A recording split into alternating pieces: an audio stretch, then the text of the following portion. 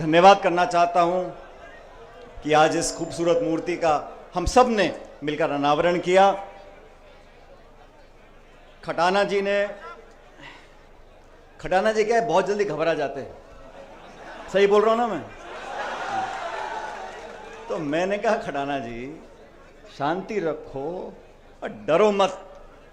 उन्होंने कहा साहब बारिश हो गई, पानी पड़ गया, देरी हो रही है।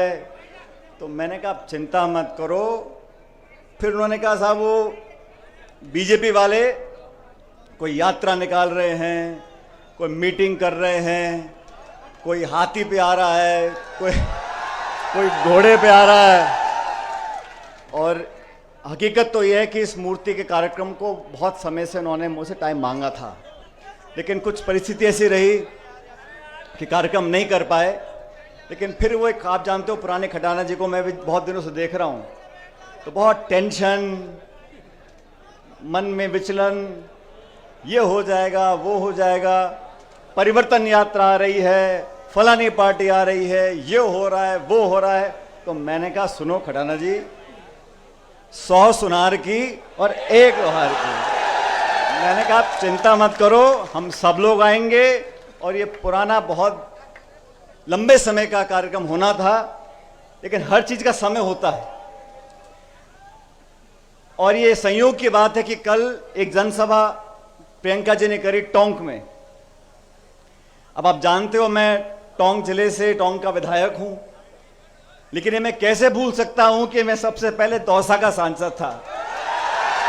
तो कुछ संयोग ऐसा बैठा कि जैसे ही हमारी टोंक की सभा कल खत्म हुई, हमारा आज 11 तारीख का प्रोग्राम था। तो मैं धन्यवाद देना चाहता हूं उन सब लोगों का जिन्होंने इस मूर्ति का निर्माण करने में, इस कार्यक्रम को कामयाब बनाने में एक दूसरे का सहयोग किया। और आप सब जानते हो चुनाव ज़्यादा दूर नहीं है। अभी खटाना जी याद दिला रहे थे 1986 में, मुझे अच्छी तरह याद है, मैं छोटा था उस समय, मेरे ख्याल 8-10 साल का होऊंगा। उस समय पायलट साहब ने इस कॉलेज का जब शिलान्यास किया था, तो टाइम था सुबह का 11-12 बजे का। हम पहुंचे रात के 1 बजे यहाँ पे। उन दिनों सड़कें छोटी थी, एम्बेसडर गाड़ी थी, डीजल की थी, बार बार गर्म हो जाती थी, रुकना पड़ता था। और साथ में आए थे उस समय सांसद थे अमिताभ बच्चन जी। मुझे जब इन्होंने कहा तो एकदम से याद आया कि हम अलवर होते हुए बांदीकुई पहुंचे, लेकिन रास्ते में बहुत जगह रुकते हुए आए और 8-10 घंटे देरी से आए। और उस समय भी लोगों के अंदर बहुत उत्साह था, बहुत जोश था। अब ये देखो खटाना जी, आपकी किस्मत ही ऐसी है, आज बिना अमिताभ बच्चन जी के भी मामला जमा हुआ है ठीक ठाक। क्यों भाई? और ये बात भी सही है कि शिलान्यास पायलट साहब ने किया था, लेकिन आज उनकी मूर्ति का जहां भी होंगे वो देख रहे होंगे कि हम सब ने मिलकर उनका मान सम्मान किया है। और इस मूर्ति की प्रेरणा आने वाली पीढ़ियां हमसे आपसे लेती रहेंगी। ये 36 कौम के लोगों के लिए, समाज के लोगों के लिए, जिले के लिए, जो बच्चे यहाँ पढ़ेंगे उन सब के लिए एक प्रेरणा का स्रोत रहेगा। अब क्योंकि 2.5-3 महीने बाद चुनाव है और मेरे ख्याल 1 महीने में आचार संहिता लग जाएगी। विधानसभा के चुनाव होंगे प्रदेश में, मध्य प्रदेश में है, छत्तीसगढ़ में है, तेलंगाना में है, मिजोरम में है। और आप सब लोगों को निर्णय करना है कि किन लोगों को चुनकर हमने विधानसभा में भेजना है। और मुझे कहने में कोई संकोच नहीं है कि आपके विधायक खटाना जी ने जो दिन रात इस बांदीकुई विधानसभा क्षेत्र में संपर्क किया है, हफ्ते में 6-6, 7-7 दिन घूम घूम कर गांव ढाणी में एक दूसरे से लोगों को जोड़ा है और बिना भेदभाव के, बिना पक्षपात के लोगों को विकास का रास्ता दिखाया है। क्योंकि साथियों, जब पहला चुनाव यहां से कांग्रेस पार्टी ने लड़ाया था खटाना जी को, अपन कामयाब नहीं हो सके थे, लेकिन उसके बावजूद भी संगठन के माध्यम से लगातार इस क्षेत्र की सेवा करी। और जब आपने जिताकर भेजा तो विकास में, संपर्क में, प्यार में, मोहब्बत में, भाईचारे में, जोड़ने में, बिना भेदभाव के विकास कराने में इन्होंने कोई कमी छोड़ी नहीं है। इसलिए आप लोगों को तय करना है, और आपसे मतलब नौजवानों से, 36 कौम के लोगों से, सब लोगों से। ये पुराना क्षेत्र रहा, कांग्रेस का गढ़ रहा, यहाँ से मुरारी लाल मीणा जी विधायक रहे, और मैं तो अभी बांदीकुई की जो सिकराय की हमारी मंडी है उसमें कह रहा था, मैंने कहा बांदीकुई के लोग तो बहुत किस्मत वाले हैं, बटन एक दबाते हैं विधायक 2 मिल जाते हैं। खटाना जी का भी अब ये माने ना माने मंत्री विधायक दौसा से हैं, लेकिन मन और मकान बांदीकुई में बना हुआ है। अभी मकान दिखा रहे थे मेरे को बाईं तरफ का जो बोर्ड लग रहा है। लेकिन आज मैं बहुत दिनों, ये बात सच है, बहुत दिनों के बाद बांदीकुई आने का मौका मिला। बहुत से ऐसे लोग जो पहले नौजवान थे आज उनके बच्चे बड़े हो गए, जिनके थोड़े थोड़े बाल सफेद थे आज पूरे धौले हो गए, पूरा सफेद हो गए। और मैं रास्ते में आ रहा था, सीताराम शर्मा जी की हलवाई की दुकान है बाईं तरफ कोने पे। मैंने बहुत पहले वादा किया था उनको, मैंने कहा पंडित जी आपकी दुकान पक्का आऊंगा। आज उनको देखा, मैं गाड़ी से उतरा, उनकी दुकान में गया, उनका पोता इतना बड़ा हो गया, वो 22-23 साल का पोता हो गया। तो समय बहुत जल्दी बीतता है, लेकिन समय के बीतने का मतलब ये नहीं है कि हम आपसी संबंध खत्म कर दें।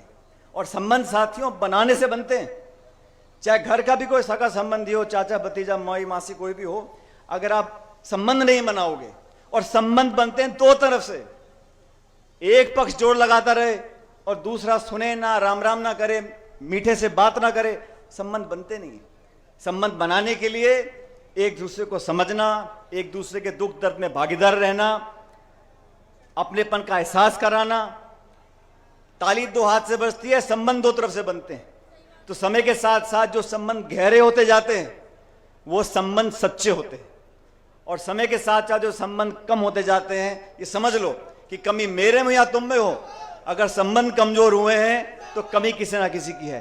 लेकिन मुझे फक्र है, मुझे गर्व है, मुझे अभिमान है कि हम लोगों का संबंध इस क्षेत्र से, इस तहसील से, जिले से जितना पहले था, भगवान की कृपा है, आज पहले से ज्यादा हो गया है। और ये सब, इसका श्रेय मैं आप लोगों को देना चाहता हूं, क्योंकि मैं भी भागदौड़ में लगा रहता हूं। आप जानते हो, मैंने इस कार्यक्रम का आयोजित किया।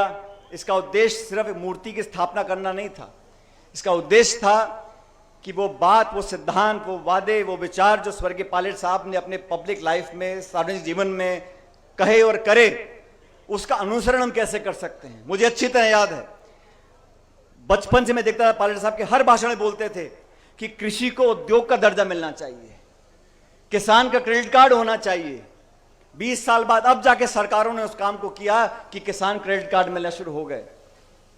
आज जरूरत इस बात की है कि किसानों के बच्चे इन कॉलेजों में पढ़ें और पढ़ लिख कर उन पदों पर बैठ जाएं जहां से नीति बनती है, जहां से कार्यक्रम बनते हैं, जहां से बजट साइन होता है। अगर उन कुर्सियों पर गरीब और किसान के बच्चे बैठेंगे, उस अधिकारी को, उस नेता को बताने की जरूरत नहीं पड़ेगी कि किसानी में कितनी लागत लगती है, खाद बीज पानी कहां से आता है, फसल का बीमा कहां से होता है, गाय भैंस बकरी कहां से आती है। तभी मैं कहता हूं, पायलट साहब भी कहते थे, गरीब गांव ढाणी में पैदा होने वाले बच्चे बच्चियां, उनको शिक्षा का वरदान मिले, वो पढ़ लिख कर कामयाब हों, जो व्यवस्था इस देश में संविधान में बनाई है उसका पूरा उपयोग वो कर सकें, तभी परिवर्तन आएगा, तभी बदलाव आएगा, तभी देश विकसित होगा। और देश जब आगे बढ़ रहा है, चिंता मुझे इस बात की रहती है साथियों, हमारे देश में जो खाई है गांव और शहर की, अमीर और गरीब की, वो लगातार बढ़ती जा रही है। आज जो संपन्न है, जिनकी जेब में बहुत पैसा है, उनको रोकने वाला कोई नहीं है।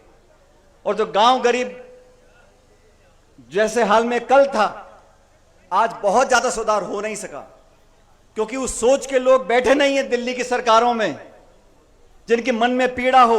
आज 9 साल से एक सरकार दिल्ली में बैठी है, बजाय भाषण देने के और ज्ञान बांटने के और विज्ञापन थपनाने के, ऐसी कौन सी नीति बनाई है मुझे बता दो आप लोग। नरेगा की योजना हमारी सरकार लेकर आई, शिक्षा का अधिकार हमारी सरकार लेकर आई, रोजगार का अधिकार हमारी सरकार लेकर आई। गरीबों का 75,000 करोड़ ऋण किसने माफ किया? कांग्रेस सरकार ने माफ किया। बीजेपी की सरकार जनता ने बनाई 2014 में, उसका मैं सम्मान करता हूं, क्योंकि जनता के आगे